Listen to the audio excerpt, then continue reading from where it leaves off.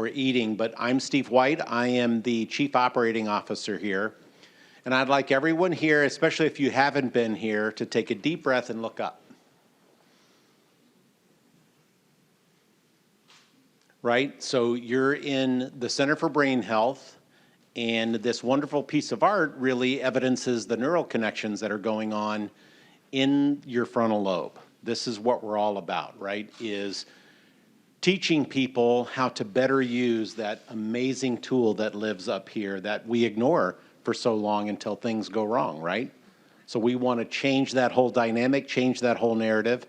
That's basically what we live and breathe here. So I have the pleasure of introducing David Jacobs, who is our advisory board chair, and David's going to introduce our panelists. But the whole point of today, and we're going to be doing this going down the road, is really to give our followers and those who are relatively new a way to kind of follow up and ask some more questions after you hear from our great speakers like Dr. Chopra, Dr. Suzuki, right, Dr. Gupta. There's always questions that go unanswered, so we want to always continue the dialogue. So this is part of that, continuing the dialogue. So first and foremost, thank you for taking time out of your day and joining us here. And I would give you David's resume, but that would take up the whole time. All I can tell you is there is no better champion for brain health than David Jacobs.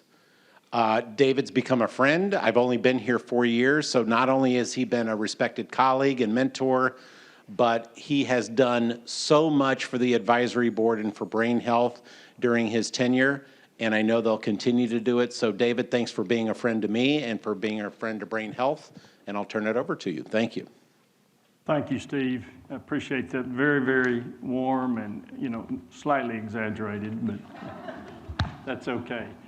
I want to say welcome to everyone here today. We really, really appreciate you being here. And as Steve said, one of the things that spawned this gathering was the fact that we do want to get some of the questions answered from some of the great speakers that Steve mentioned. So that's the whole purpose of this. And, we want the really difficult questions to come from you guys in the audience, because that's where they should come from. So please be thinking. You'll be well nourished, and that should help, blood flow. And so we should have a fun time. With that said, I want to bring 4 of the best scientists that I've ever been associated with, maybe in the entire world. And I'll start with Dan Crochek. Dan, if you'll come up. Dr. Francesca Philby, if you'll come up. And, one of my all-time favorites, because she has harassed me for many years, and I've had the pleasure of working with her on projects for a while, Lori Cook. And then last but not least, Dr. Julie Fratantoni.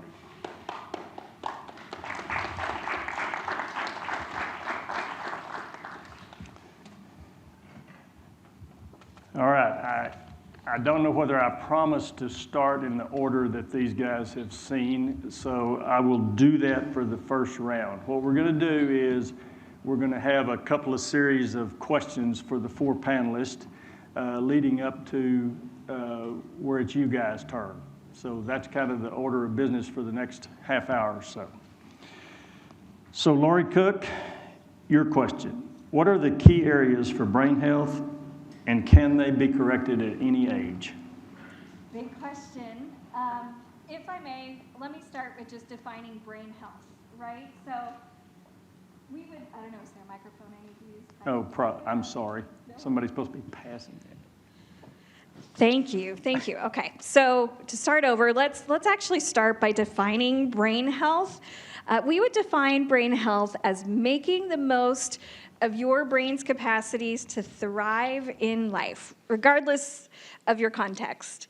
So with that in mind, really consider some of these key areas being things like your clarity of thinking, your emotional balance, even your connectedness to others or connectedness to your own sense of purpose, we're learning so much, for example, through our current huge landmark effort, our Brain Health Project, about how we can better define, measure, and even enhance brain health. And I think that's what's exciting about the second part of that question is brain health, it's really grounded in the neuroscience of neuroplasticity, with the idea that there is immense potential across the lifespan, not only to build resilience in your brain, but also to promote positive change in your brain at any age or stage.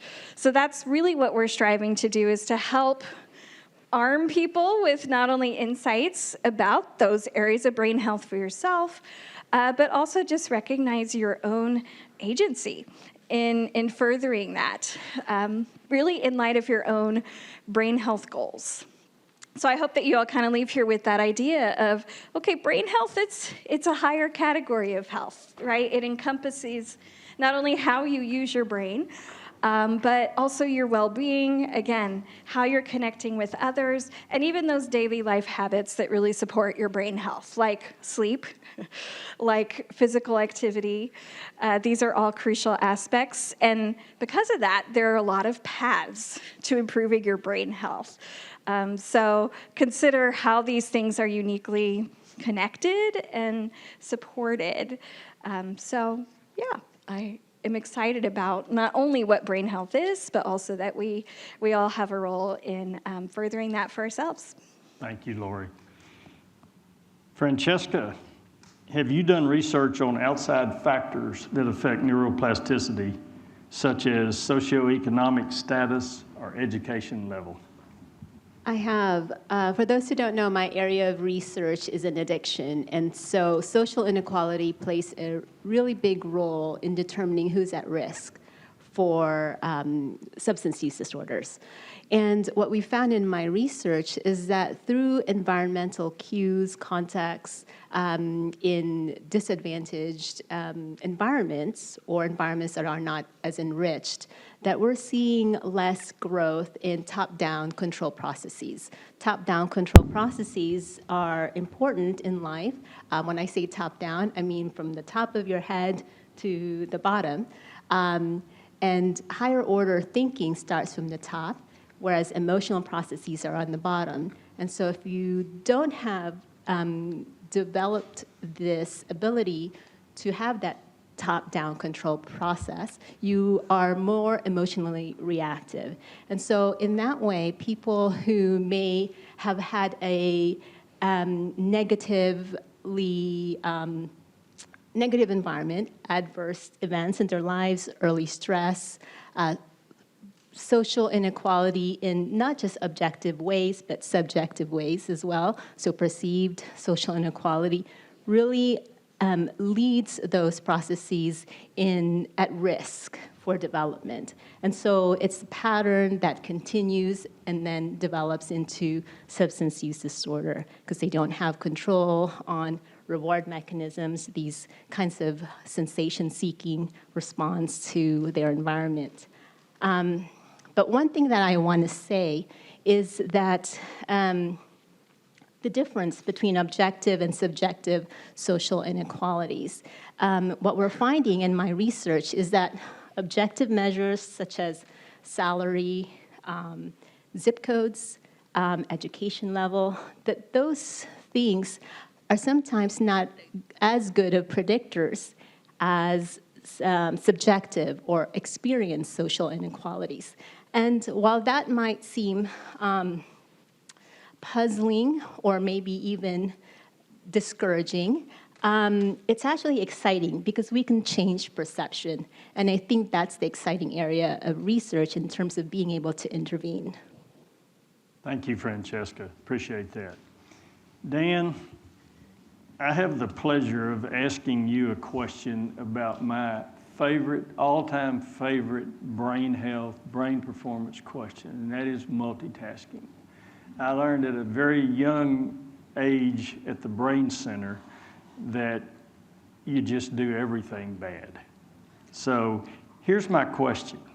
We've been taught the value of multitasking for better productivity, But is it true that multitasking actually overworks the brain? Yeah, great question. Who multitasks here? Just show of hands. Yeah, I mean, some of us have to. Does anyone feel like they can see some evidence of worse performance when they multitask? Okay, similar hands. Yeah, I think that's a common experience. I think in the business world, it was always a matter of pride to pull all-nighters, do as many things as possible, have as many meetings as possible, have as much engagement as possible. It's probably not news to you that performance is going to suffer at some point. We only have so much bandwidth. So I wouldn't usually advise multitasking unless you are very good at one or both of the tasks. So I'll answer this from a science standpoint. We had the privilege to work with some true experts. We happen to have one of the best chess teams in the world at UT Dallas. And so we were able to study them both in the scanner as well as in cognitive tasks. If you've ever seen Queen's Gambit, the Netflix limited series, the heroine in that story could play like 50 games at the same time. These players can do that. They don't need a board. They can keep it all in their head. And so we would think they're great multitaskers. But what's probably really happening is they've really outsourced that knowledge to this very automatic sense that they have. They're so expert at it that it's like driving. It's like you can hold a conversation while you're driving. It's a bit like that for them. So if you have something that you're so expert at, you probably can show evidence of multitasking, but almost all of us are going to drop off to some degree. And so I think the takeaway advice there, is anyone a meditator? Do any mindfulness? Yeah, so a lot of people now are beginning to move toward this intentional, not only not do a task, but try to just sit with your own mind and be grounded and clear your mind. And there's tremendous benefit to that. So in regard to the brain overworking, there's no question. I think we can see it in scans, we can see it in performance, that you can extend the brain, but I think more and more we're becoming a culture of appreciating the value of doing less at times and pacing ourselves. Thank you, Dan. Julie, how does general brain health apply to someone with cognitive challenges arising from either impairment or disease? Yeah, so I think I'll just say, to set the stage for where the Center for Brain Health fits along this continuum of care, we use the analogy, we call it, BOOM, if you're familiar with that expression, but BOOM would be an injury, a diagnosis, an illness, something like that. And so we say we are to the left and to the right of BOOM. So to the left of it, meaning being proactive, building resilience. To the right of it, meaning rebuilding or building reserve. So when it comes to, this question is great, I think the basics when it comes to brain health pretty much apply to anyone, no matter what stage of life you're in. So you need sunlight and sleep. You need proper hydration and nutrition to manage stress, to have positive social interactions, movement, physical activity. And then the other things I'd say is that we take a strengths-based approach, so that we want to identify what are the key cognitive strengths or just general strengths that this person has. How can we leverage those so that they can optimize function? And then also through our cognitive training, how can we build reserve? There are ways that you can use your brain that will build and help strengthen things like that, whether it's on the front end and being proactive or on the back end. And of course, it's going to depend on the severity of the injury or the stage of the disease. So we're not going to say that, it's a one-size-fits-all thing. It's very individual, but there's incredible potential to build reserve really in many different stages and phases. Thank you, Julie. That topic is so important in today's world. There is, as we all know, there's just so much impairment for a myriad of reasons, and certainly disease. So thank you for that. All right, I'll go back to the order now, since that didn't seem to bother us going out of order. But Lori, here's your second question. How is the constant use of technology impacting brain health, especially for kids? And this is something that drives me crazy. I promise you, at my age, I could not have grown up with something in my face 24 hours a day. So I'm just going to be the first to admit that. Yeah, and to talk about a hot question, I don't know if any of you follow, for example, like the New York Times. They're doing a big series right now on, really just how the pandemic has magnified some of the challenges associated with technology use, screen time, especially in our adolescence. But I think kind of to your point about your own childhood, I mean, undeniably, constant presence of technology is impacting our brain health. But it doesn't just have its downsides. There are upsides too. One of the most important things to consider is not necessarily the technology itself, but what it's taking us away from. So I think particularly as we consider the developing brain, we have to think, what are they missing out on because they're so tied to their screen or technology? So we truly do see children spending less time hanging out with their friends for those in-person activities, engaging in physical activity outdoors. I imagine a lot of your childhood looked more like that. Or just even having those dinner time conversations with your family without your phone. So it's interesting because even if you look at trends, after the iPhone was introduced in 2007, a lot of folks were looking at just trends in some of these areas among our youth, and we've been seeing for years. For example, trends of, increased loneliness. One that I've seen a lot over the last decade is, kids not being as eager to start driving, or kind of make that step into independence. And again, I think in particular, the pandemic has really magnified some of that, as now, we're finding ourselves having to be on our technology for everything we do. So not just entertainment, but now also our learning, our social opportunities, our hobbies. So one of the things that has been interesting, I think of with kids especially, the American Academy of Pediatrics actually released some guidelines several years ago because parents kept asking how much screen time is okay, how much is too much. And generally speaking, if we look at our youngest kiddos, they said if you're under 18 months of age, let's just avoid screens altogether, with one really important exception, and that is video chatting. And, and this is something that I think it helps us recognize the importance of not only content, but also context when it comes to how we engage with technology. Right? Video chatting with family is huge for helping develop communication and connection. So one thing I like to think about, especially as I work with youth, is how can we really help them be good stewards of their technology tools? And I think number one is let's be good role models of that ourselves. In fact, I encourage you, I noticed that they were sharing that brochure about toxic habits. Take a look at this. Take a self-inventory and consider, your own engagement with technology and the kind of the example that you're sharing for your youth. Because multitasking is one of the things, Dan talked about that technology has really kind of pushed us to do that maybe our brain isn't ready to do. So I'll give a fun example. I was actually just sharing with Francesca. I love to help teens use technology to be better users of technology. One example of this, if any of you have ever tried, is the Forest app. Are you familiar with this? So check it out. It's basically you set a time interval when you want to be really focused. So I'm going to start my homework. I really need my brain power for this homework. You set a timer, say for 45 minutes, and during that time, it essentially puts your phone on airplane mode. So we're not going to hear those pings for those texts or those instant messages. But what it also does is it shows you how you were growing a beautiful tree. And it'll visualize this for you. And if you make it to that 45-minute ending and you have not picked up and messed with that phone, you're going to have a beautiful tree. But you know what's going to happen if you do pick up your phone and start messing with it during that interval? Your tree will wither and die.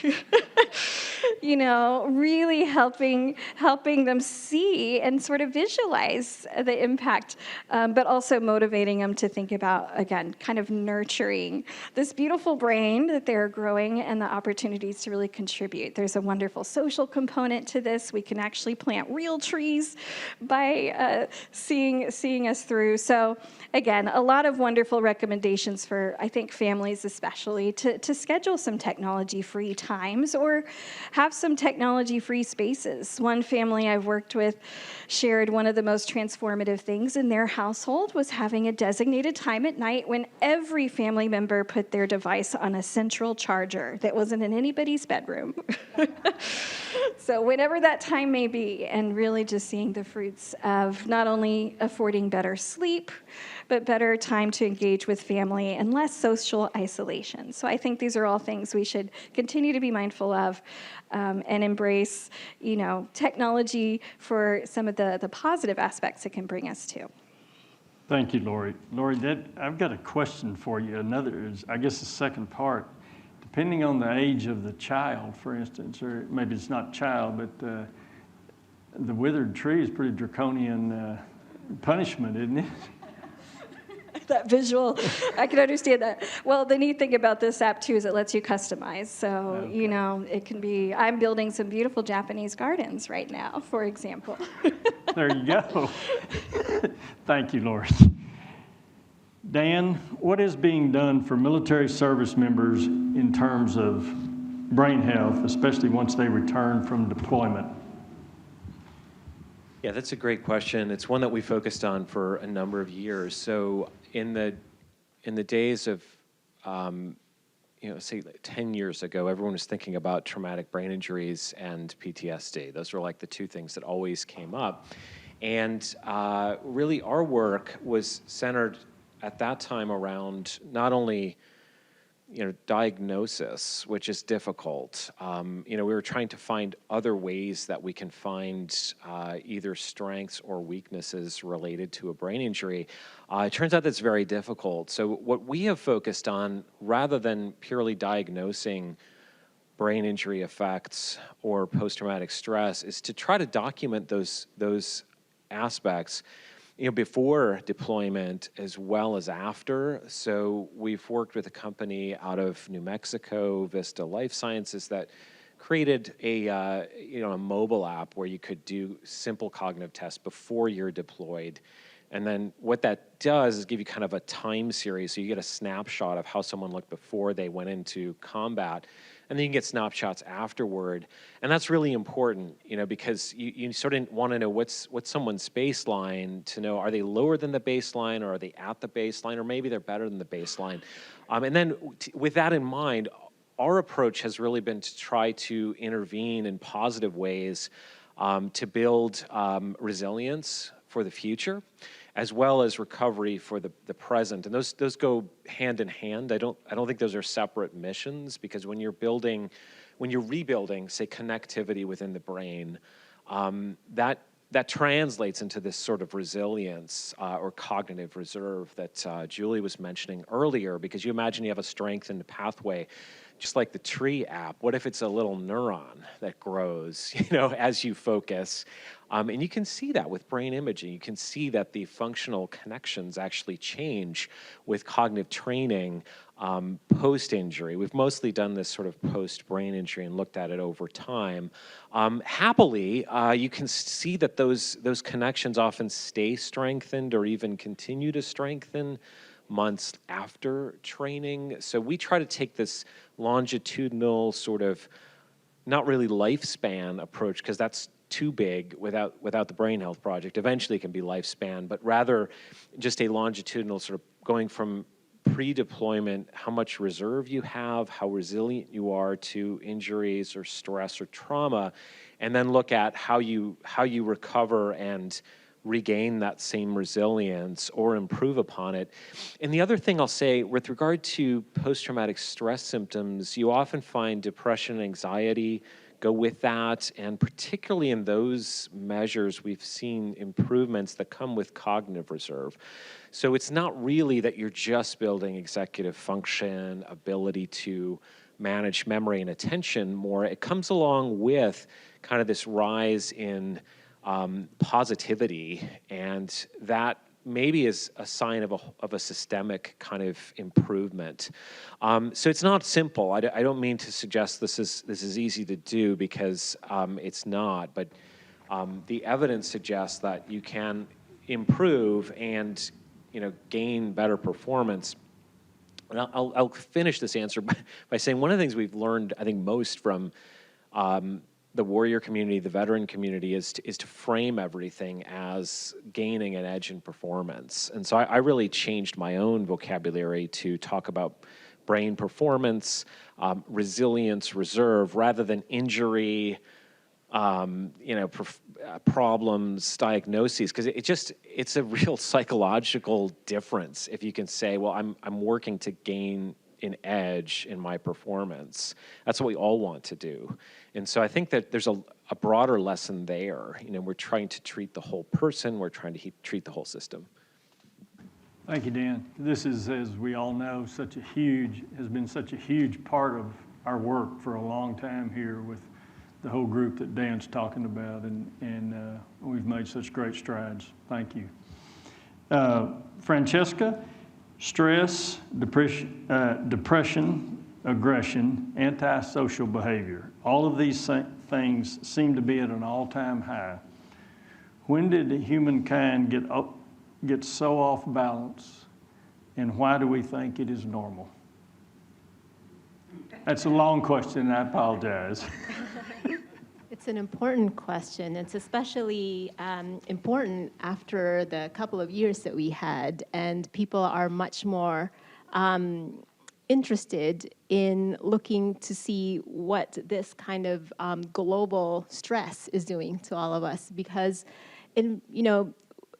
stress and, as I mentioned earlier, perceived stress is very much individualized. But when there's this environmental stress that everybody is experiencing, it's a way for us to actually see how these individual differences might actually moderate some of our response to that stress. So the question is, why do we think it's normal? It's normal to have stress because it serves a purpose. So evolutionarily, we would need a mechanism, a signal to our brains, our bodies, to avoid something. If something is a threat or a danger, we'd want to avoid it, and we need some kind of mechanism that signals that threat. And so it plays a role. And I think, so by nature, it's an important mechanism that we need to have. And I think anxiety, depression, and all of the disorders that come along with stress occur when we aren't, well, first of all, when there's chronic stress, and then it disrupts this regulation, and we cannot develop coping mechanisms, and it just changes the way our brain is able to respond to it in a effective way. But also because we aren't able to tap into ways that we can take advantage of the stress. We can, and I think I'll have an opportunity to talk about this later, but we can try to identify those stressors, our response to them, and find mechanisms or ways to cope, and then hopefully change the way that we respond and effectively reduce some of those stressors. Thank you, Francesca. Appreciate that. Okay, for the last question for this part of what we're doing here today, Julie, for someone just getting started on their brain health journey, which is the first step, or what is the first step in awareness? Yeah, so awareness probably is part of the first step, I would say, is just being aware. Good point. But I think to have awareness, there is some education that's needed, and that's something we really try to provide, is that brain health literacy, really understanding, one, empowering you to understand the agency you have over your own brain. You're in control of how to use it, and to a certain extent outcomes, and then to really equip you and help you understand what tools you have at your disposal. So the other thing I would say is really connecting with what's going to motivate you. Why do you want to make positive change, or just even awareness that you do want to make any changes? Is it that you've got a bucket list trip for your 60th birthday? Is it that you want to be able to crawl on the floor with your grandkids? Is it just that you value independence or you like looking and feeling good? Whatever that is, kind of identifying what is this thing that's going to keep me moving when it gets hard, to consistently develop, or I'm going to put aside the time to develop some different or more brain healthy habits. So I think the first step is kind of just connecting with the desire to change, figuring out what it is that motivates you, and then, seeking out really the education and the tools for how to do that and the support, which is a lot of what we've created through the Brain Health Project. So, shameless plug. Thank you, Julie. Appreciate that. Okay, we're about to move to where it's our lovely audience's turn to ask questions, and I know that all your minds have been working overtime here for this first part. So to help us get started on that part of the program, I will take the liberty of asking a question. And I'm going to ask it to one of our specific panelists here. What they will do with as you ask questions is they will among themselves decide who might be the best person, or all four may answer. So I'll just warn you. All right, I'm going to pick on Francesca again. And, we want a question immediately after she gets through talking here. Can we train ourselves out of chronic anxiety back to a state that helps us? Something along the lines you spoke about a moment ago. Yes, I'm so glad you asked, because when Lori was talking about technology, I was about to jump in. I think that technology can be useful for that because it reaches places where people might not have access to the kinds of therapies that we do have. But in terms of being able to increase neuroplasticity as a way to reduce stress, depression, anxiety, absolutely, we can change how the brain responds to things. Stress, anxiety, all of these things really are the result of a conditioned response. So y'all are probably familiar with classical conditioning. You've seen the mouse or the dogs be trained to respond to food just by the sound of a bell. And for those that have pets, same thing, right? As soon as my dog knows that I'm pulling into the garage, she's right there. She's ready to jump on me, get out the door. It's a cued response, conditioned response that my dog has learned. But it's the same way. That's how we learn, is through conditioning. And so people who have been conditioned to stressful events and repeatedly exposed to that stressful event, responds in a dysregulated way through depression and anxiety. And we can then take advantage of that same process and reverse it. We can then condition them to something that is positive, and in a way, and slowly, rebuild those pathways in the brain so that that negative response is no longer there. And there are several ways that one can do this, many programs that have been shown to be effective. It just depends on which one is most targeted to one's needs. And so there are many technologies available there. Again, accessible to anyone, outside of cosmopolitan areas, for instance. Exercise has been one that's also been well studied. Meditation, mindfulness, cognitive behavioral therapy, all of these various methods to provide or to change that conditioned response to stressful or negative events. Okay, now it really and truly is you guys' turn. So who wants the honor of the first question? I'd like to tell you there's a great prize for it, but I'm not going to tell you that. So, and as I said, the panelists will decide who is the best to answer. Yes, sir. Ann, yeah. Sure. So I listened to a similar panel talk about biases and equity and things, and that we cannot unlearn the biases and equity and things that we've seen through our life.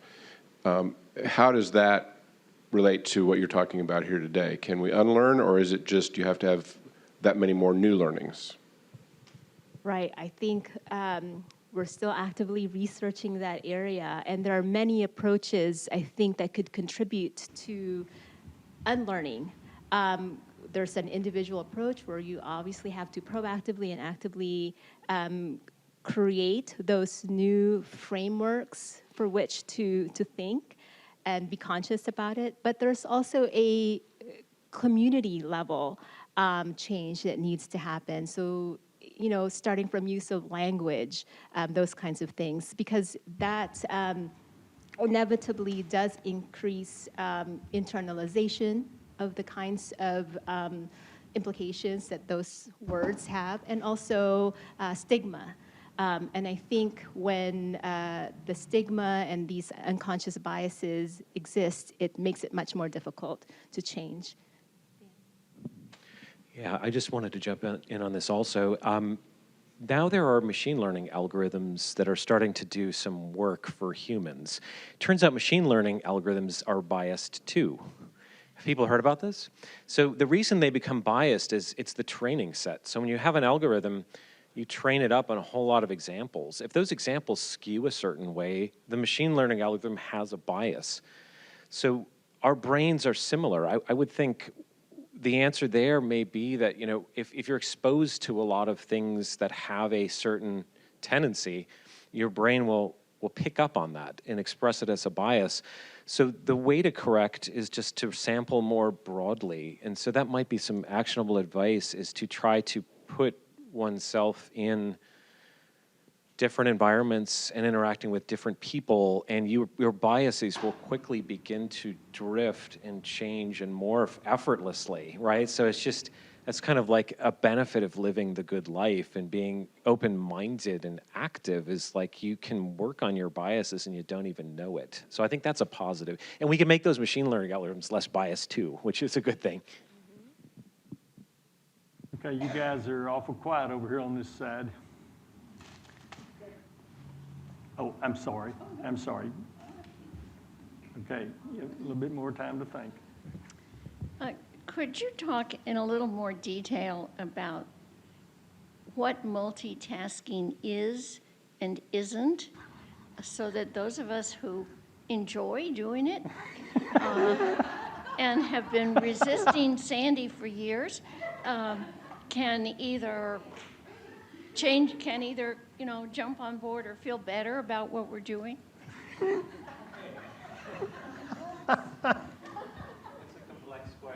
I don't want to get myself in hot water here by endorsing or not endorsing your behavior. So one thing that I would say, just going back to sort of basic science, is we can maintain about 4 or 5 things in our working memory stream at one time. That doesn't mean 5 things is as easy as 1 thing or 2 things. It's going to get harder, right? And your brain has multiple channels or inputs, is a way to think of this. The reason you can sometimes multitask and it seems like you're doing okay is often if it's something where you're typing on a keyboard, you're using spatial information to navigate, you can probably do that while also listening to a podcast, right? So our brain has like one channel for verbal inputs. If you're looking at your phones reading an article, you have no idea what I'm saying. And if you zero back in on me, you have no idea what you're reading, right? Because we have like one input. It's very punishing if you try to multitask in your verbal intake, right? So you just can't do it. Now, there are other cases where maybe if you're jogging and listening to music, you can do both. So I think that's also multitasking. But getting back to your question, classically, multitasking is when you're trying to hit 2 inputs or get in multiple outputs on the same channel. That's when you get really bad performance. So that's what Sandy has advised people against. If you load up that channel, the bandwidth goes away. And there's just no way to fix that. You can't make yourself get better at that. So your best, if you have to multitask, probably the best advice is try to do things that are using different capabilities, because they can timeshare a little bit better and they don't hit your central attention quite as much. And just to add to that, if I may really quick, for me, it's also helpful to think of goals. You know, multitasking, often we would define as trying to address two different goals within the same space and time. I use the example a lot of, you know, driving. The act of driving in and of itself is very complex, requires complex attention. You got to be ready to respond. You're keeping track of a lot of things. But it in and of itself is not multitasking in the sense that it's just in service of one goal, right? Getting from here to there. But introduce cell phone to the equation, or even worse, this. That's a very different goal. We are officially multitasking at this level. And, you know, it's actually a hot research topic, especially in real life environments like the workplace. And the impacts of multitasking, especially chronic multitasking, are terrible. I mean, we can relate to just seeing our performance go down. We are going to be much more error prone, you know, when we're trying to toggle back between these different tasks. But it also can make us basically more suckers for irrelevancy. We're going to be a lot more likely to click that link and 2 hours later be down a rabbit hole on YouTube we didn't know existed. So this is something we want to help people be very, not just mindful, but intentional about, especially those things you want to be able to fully engage in, bring your full brain power to do that one thing at a time. Thank you, Lori. I just wanted to follow up because I'm on the same wavelength. So, you know, when a friend of mine consistently tries to talk to me on the phone while I know she's sending a text or an email, I know there's only one channel for verbal. Starting that discussion. Or my husband trying to act like he's listening to me while he's reading. So, got that. But there are some, it seems to me, and back to your point, some multitasking where performance is enhanced if it's a motor skill combined with a verbal. So for instance, if I'm having a very deep conversation with a family member, I suddenly get off the phone an hour later and I've redone my entire kitchen, like glass collection and silverware drawer so well. Suddenly I'm organizing everything. And like walking on the beach, you could have really deep thoughts, or while you're exercising with impactful, uplifting rock music, you can work out harder. So, I mean, aren't there some motor skill plus maybe verbal skills where multitasking can enhance performance? Yeah. Am I on? Yeah. Okay.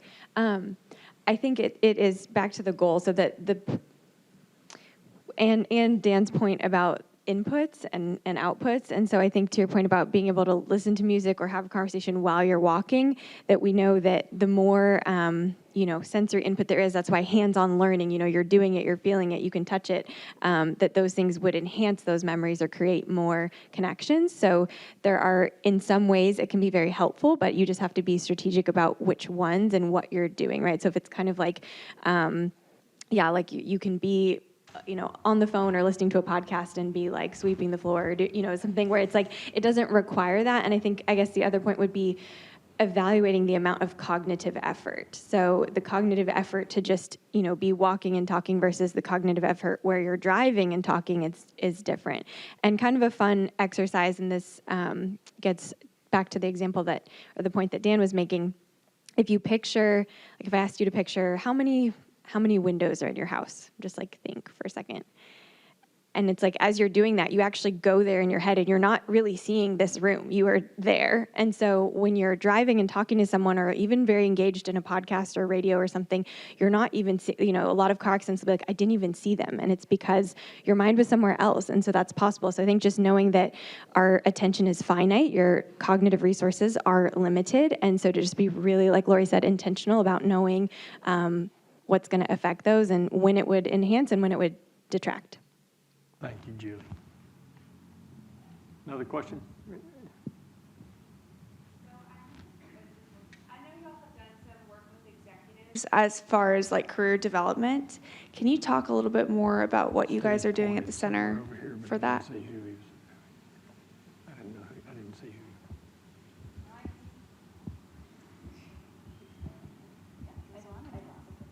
Sorry. No, we appreciate that question, and happy to elaborate more at a later time as well. But yeah, in fact, we have a current initiative now called our Brain Healthy Workplaces, where we've had some amazing, I think especially in the last 2 years, a lot of companies have wanted to prioritize brain health for their employees, and recognizing that's a lot of things there. Again, it's not just mental health, it's also, their own connectedness to their sense of purpose there, or, how they're thriving in their environment. So long story short, yes, we've actually had some wonderful opportunity to, offer companies the chance to give their employees a chance to take, for example, a brain health index, really take an inventory of their brain health in all these areas we talked about, their clarity of thinking, their emotional balance, their connectedness, or even investigating aspects like burnout, which has become a hot topic, I think, especially for those types of workers who have been so overextended, our frontline responders, our medical personnel, our teachers. So it's more than anything, I think, helping them not just take a pulse of the environment, but actually help them, again, recognize how they're in the driver's seat of enhancing not only their own brain health, but then how that can contribute to the success of the organization as a whole. So we've had some great, again, I'm pointing to Steve because he can really, give you more details on what that can look like. But excited about the results that we're seeing so far from the companies that have really dived in. Steve, is somebody here? Yeah.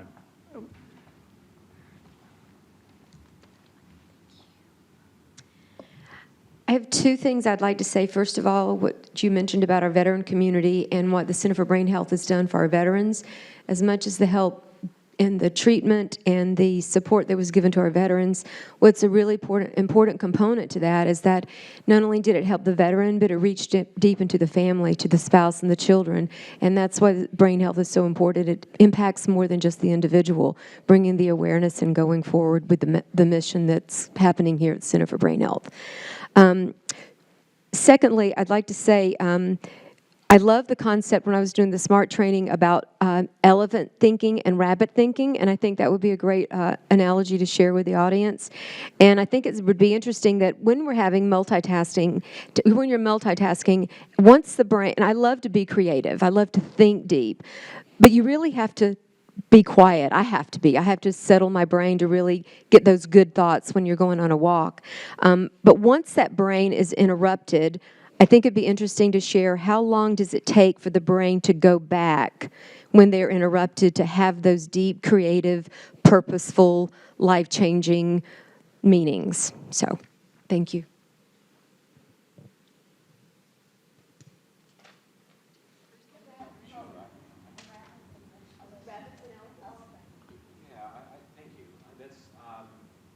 Are we? Yeah, okay. So the first point about the families, that's absolutely the case. And there's no question social support is a huge part of brain health. I think we appreciate that more now than we did prior to 2020. Isolation's just bad for the brain, and it's bad for your mental health and your thinking. So I agree. If you can help somebody who's in need, the effects are not just limited to them. It's kind of a common story that the family members are almost more appreciative in a lot of ways because, you've made a difference for someone in their life. That's right. Regarding the elephants and rabbits quote, that's a T. Boone Pickens quote that don't get distracted. Sorry. When you're when you're hunting elephants, not that we want to do that necessarily, don't get distracted by rabbits. And the broad point there is if you're focused on at most one or two major things, you really have to block distractions. It's a story about the same thing we've been talking about, multitasking. You have your central resources of attention. If you apply them toward the elephants, whatever your one or two elephants are for the day, those can get accomplished.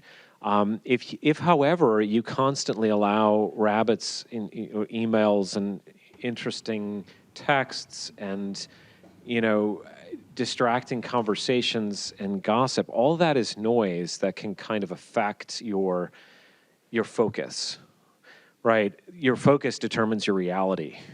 Does anyone know who said that? That's Qui-Gon Jinn from Star Wars Episode 1. I love that quote. It's a Jedi quote. Your focus determines your reality. And it's true. If you focus on the two elephants, you'll get them done, or at least a lot of them done. If you allow the rabbits to intervene, you get a mishmash of rabbits done, and your elephants are still sitting there ready to trample you at the end of the day. So you had a third question, which I'm sorry, my bandwidth is exceeded now. Brain interruption, like once the brain is interrupted, how long does it take the brain to re-engage into that? I'm re-engaged right now. Okay. 1 second. No, it depends. I mean, it's faster than you'd think, I would say, because if you're talking about like getting distracted by rabbits while you're focusing on elephants, it's almost instantaneous. You can kind of remind yourself, oh yeah, this was the focus, and you can zoom back into it. It's quick, but you do experience loss of time, and it takes you a little more time to re-engage. So you will experience repeated losses of time, and if you keep doing that, you just lose motivation. You can't get your head back in the game, so to speak. So I think the best advice is to try to clear your mental slate, focus on the elephants, and just do whatever you can in your workplace to make sure you're distraction-free. Or, using like Lori's suggestion of this forest app where it's not going to allow the rabbits to intervene is probably the best advice, because there is a time loss from a research standpoint that has been shown. If you get a decrease in your abilities if you keep hitting yourself with distractions and having to reorient. It's not cost-free, and you do get fatigued on it.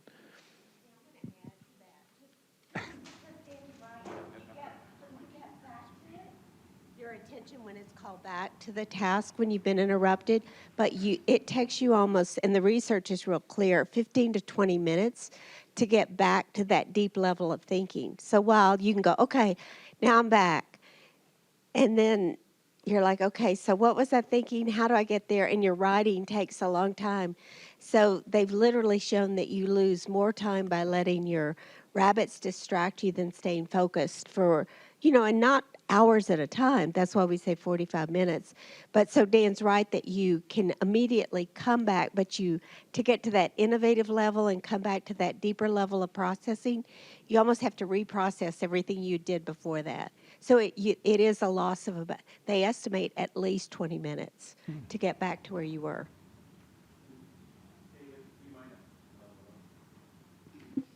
There we go.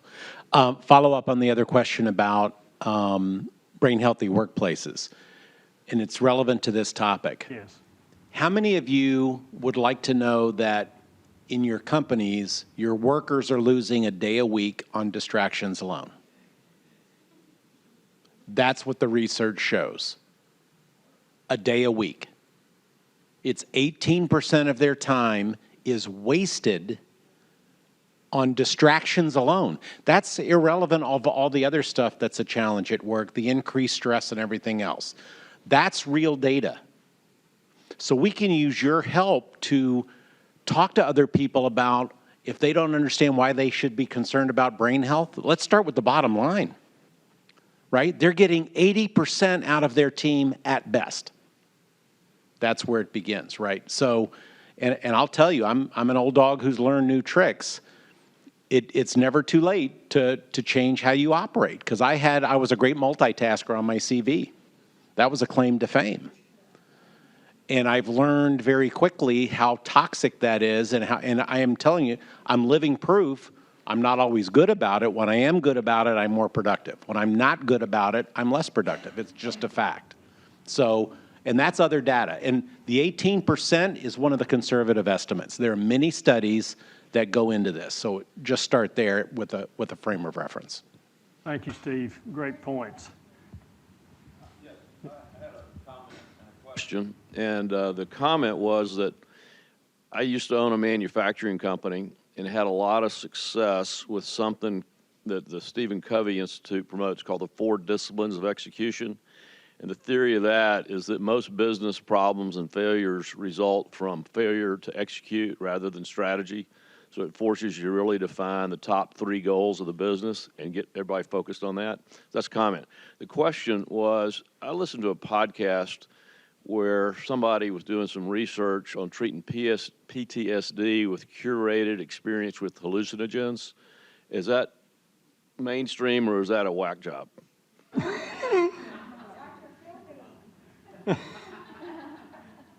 I think there's good data coming out of current research. It's still active research, to be determined, but I think the current findings are pretty positive, especially for those who are hard to treat.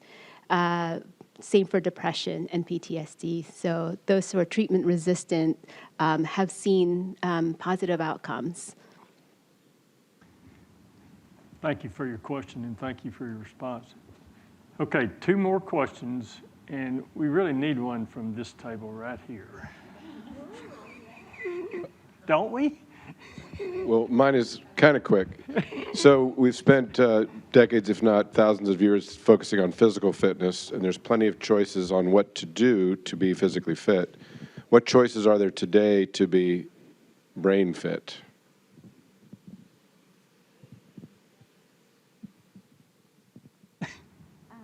That's a great question. I love that.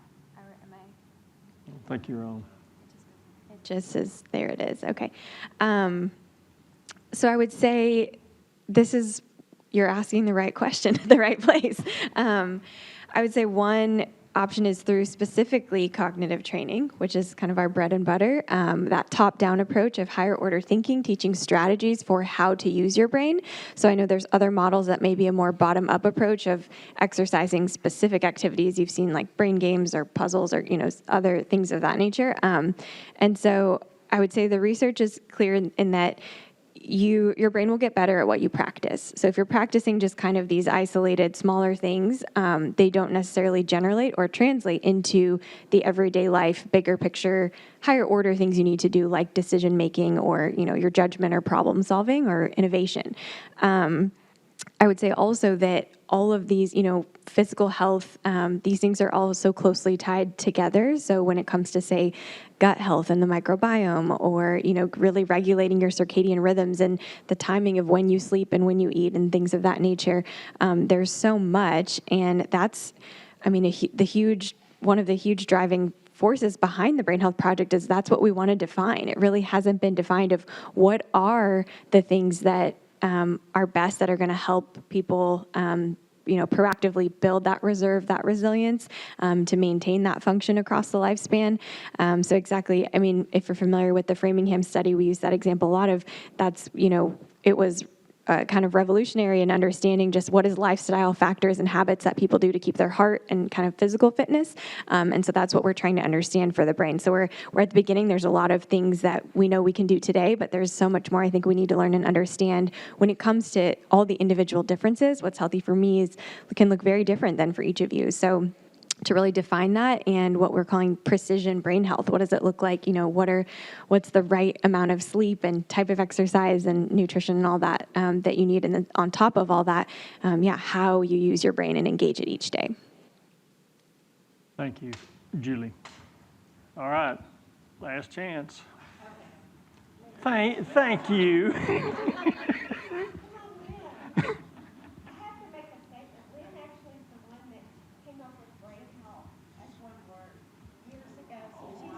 Thank you, Lynn.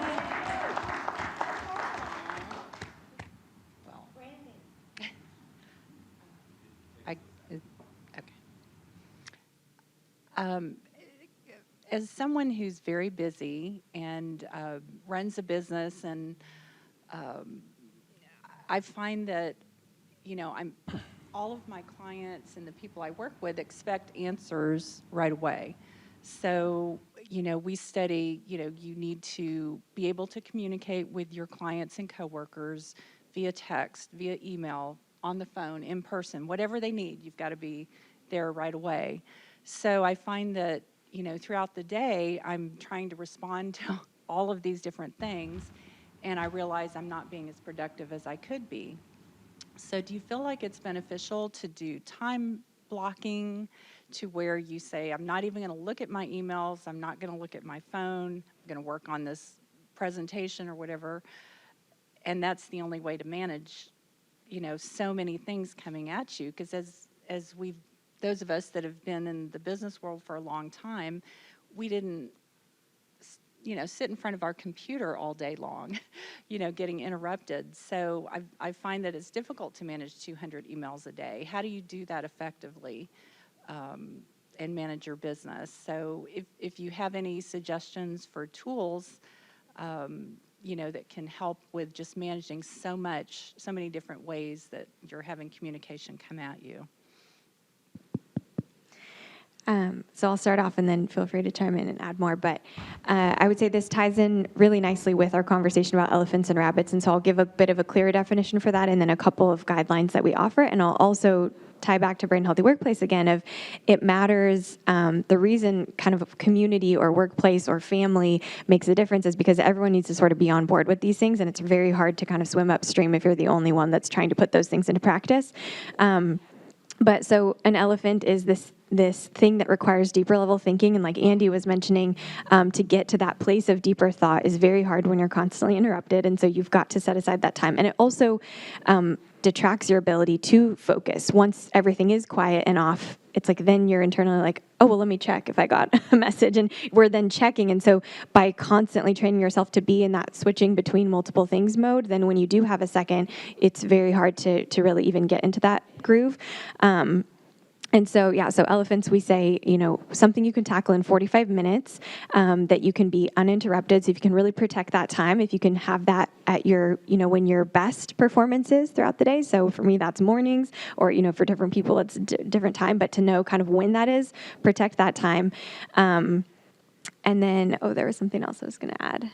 And then in terms of blocking, we do recommend testing out what is it like to turn off the ping, the sound, as well as the badge icon popping up. What would it be like to do that? And then only you get to choose when you go check it. So rather than allow it to constantly interrupt you throughout the day, to say these are my email times. I'll check it from 9 to 10 or 30 minutes, or maybe it's a couple different times throughout the day, but that it's like, this is when I send and receive emails or read them and respond to them. And outside of that, I'm not going to let myself be interrupted, which is a very hard discipline to kind of retrain. But I find that it's much more, now, and especially with everything virtual, it's like you've got the Zoom meeting, we've got Teams chat and email and text, and like there's just too many ways to communicate. And so I think having that and setting for yourself, this is my culture, so that your clients know when they work with you, these are the hours with which I respond, so that you don't feel like, they're going to think I'm not responsive. It's just like they'll know these are the times if I haven't responded, they know that I'll get to it then. Do you want to add anything? Sure. I would say equally important, I don't think we've mentioned it, is making sure you're getting brain breaks too, especially in the context of all this busyness. The effect of that is we are draining our battery so fast that by the end of the day, we have nothing left.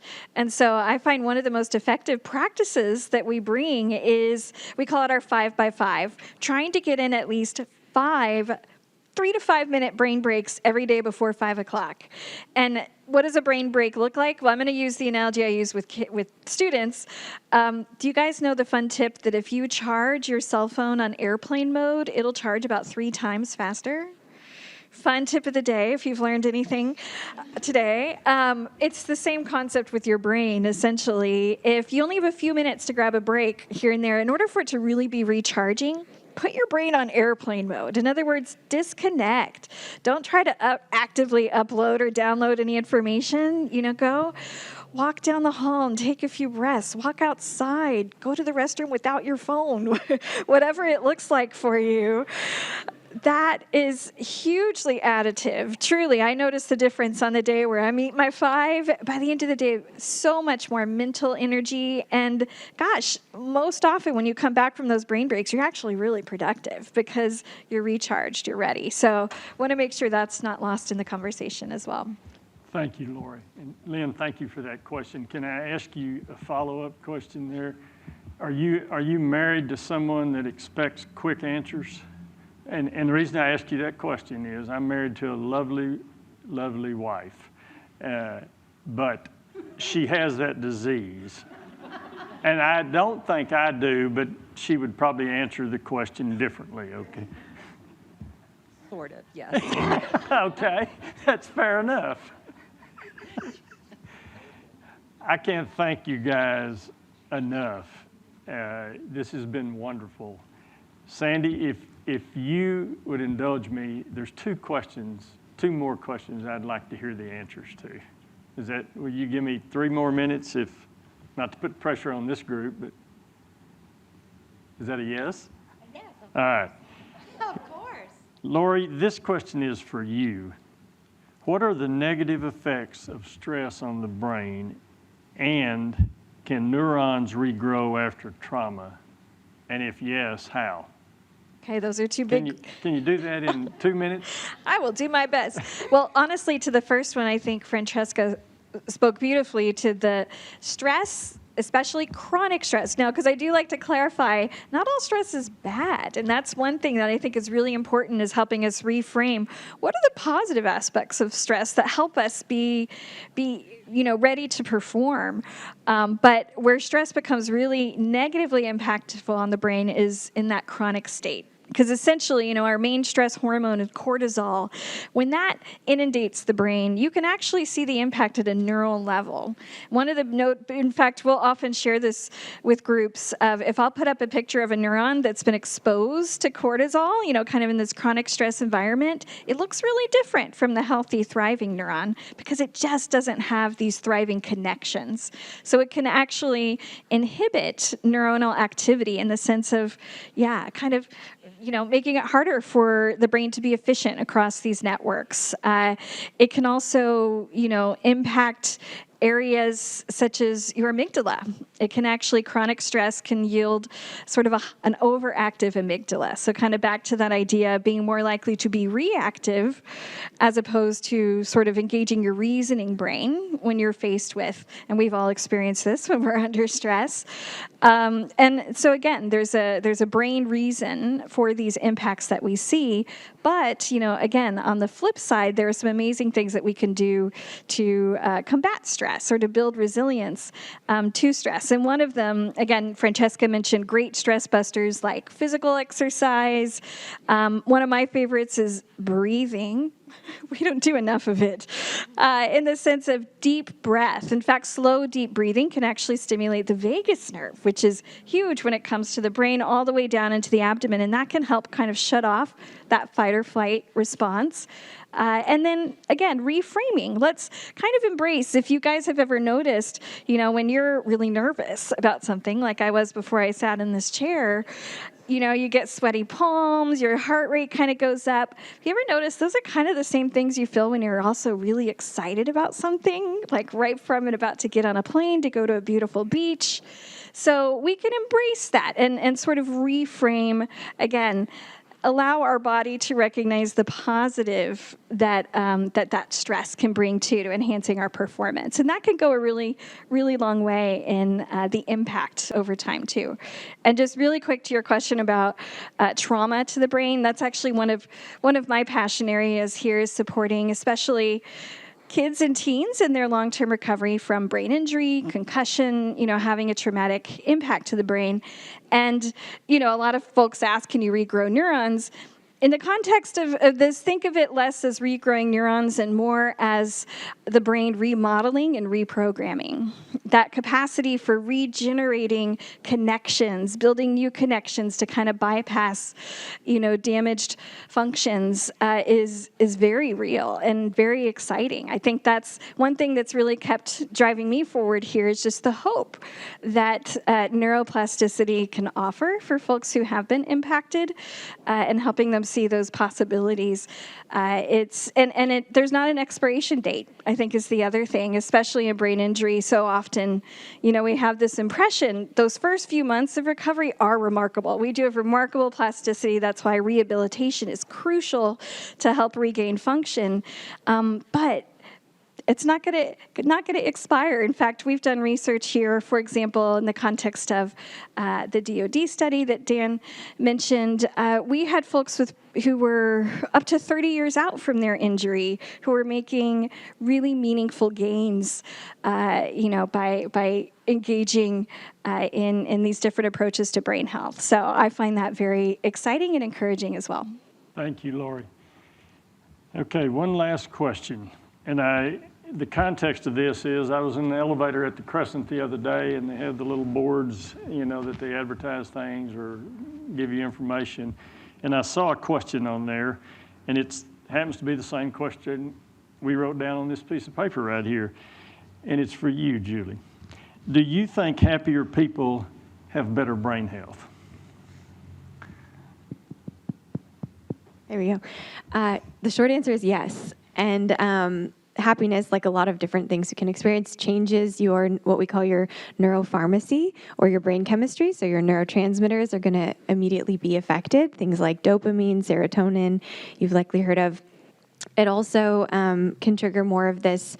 Lori kind of touched on the vagus nerve and parasympathetic or sympathetic nervous system activity. So sympathetic has nothing to do with sympathy and empathy. It's your fight or flight response, whereas parasympathetic is the rest and digest response. And so when you are feeling happy and calm and safe, that activates the parasympathetic nervous system, which there are all kinds of connections between that and, say, immunity, being able to fight off disease, illness, reduce inflammation, all these things that would contribute to better brain health. So I would say, yeah, and then also mood. Of course, mood is really closely tied to having a healthy brain. So knowing things that make you happy and being intentional about making sure that you have those throughout your day is going to help you have a healthy brain. Thank you, Julie. And once again, thanks to each and every one of you that were here today. This was a wonderful discussion, and just thank you for your interest in brain health, and we so appreciate all your support. Sandy, it's yours. Well, I'm going to just stay here, but let me just say, the good thing about our brain is you use your brain every day anyway. Wouldn't it be nice to know how to use it better? It's not like you have to go off and do exercise and find the place. This is to Dave's question. We use our brain. Wouldn't it be nice if we stopped the toxic things so that we're not fraying it and we really do the brain healthy things? And that's what our science is all about, is discovering those and helping people set the path. A lot of people know that MD Anderson is making cancer history. We're making brain health our future, because we now know, and COVID made it clear, that we're in a brain health crisis. Every single person in this room, I hope you leave happier, because happiness is good for the brain, but you've made us happier because you're here. I hope everyone will take advantage of being aware. As they first started off, our Brain Health Presents, we are bringing really to around the world the top speakers, the best experts to you for free right now. We just had Sanjay Gupta, Deepak Chopra. Don't you want to be part of that? Register for that. You also, second way you can get involved and help us be the epicenter for making your brain better and our world's brain health better, join the Brain Health Project. Aren't you curious about your brain instead of stigma? And all of the people that you work with, what are ways that we can help them to inspire their brain? You will learn those strategies as we do this landmark study. We're in every single state now, 32 countries, and we're excited about what the potential is to doing individualized precision brain health. And then lastly, there's the document Limitless Brain Health. Do you want limitless brain health? Limitless upward potential? Help us make limitless brain health possible. Be a donor, be a supporter. This is only possible mostly by private philanthropy. We'd love for you to be part of our team to make this possible, to change the world and make us all happier and brain healthier. You did make us happier by being here today. Thank you. Thank you. And Dave, thank you so much for incredible discussion. And our panelists, wow, aren't you impressed? Thank you. Thank you.